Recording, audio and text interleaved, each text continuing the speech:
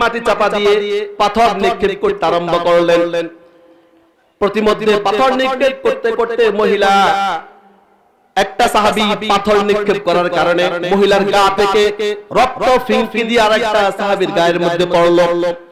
ওই সাহাবী বললেন, ছি ছি, একজন নাপাক মহিলা রক্ত আমার গায়ের মধ্যে পড়েছে।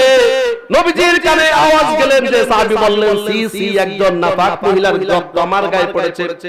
বিশ্বনবী নবী মুহাম্মদ রাসূলুল্লাহ সাল্লাল্লাহু আলাইহি ওয়াসাল্লাম বললেন, ও আমার সাহাবী, ছি ছি বলিও না। এই যে মহিলা জিনা করেছে, শয়তানের ওয়াসওয়াসায় পড়ে কিন্তু স্বীকার করে নিজের জীবনের দুনিয়াতে তার শাস্তি পাওয়ার জন্য আমি নবীর কাছে স্বীকার করেছে।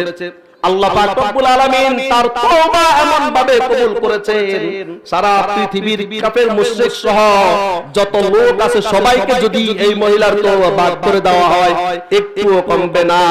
আল্লাহু আকবার। তাহলে একজন জিনাকার জীবনের গুনাহ মাফ করে দেয় কে? আল্লাহ। ওই আল্লাহ এখনো এই জমিনে এই দুনিয়াতে আছে না নাই? আছে। তাহলে আমরাও গুনাহ করি, তওবা করলে আমাদের জীবনের গুনাহগুলি মাফ করে দেবে কে? আল্লাহ। আল্লাহ পাক রব্বুল আলামিন আমাদেরকে সঠিকভাবে তওবা করার তৌফিক দান করুন, আমরা বলি আমিন। আমি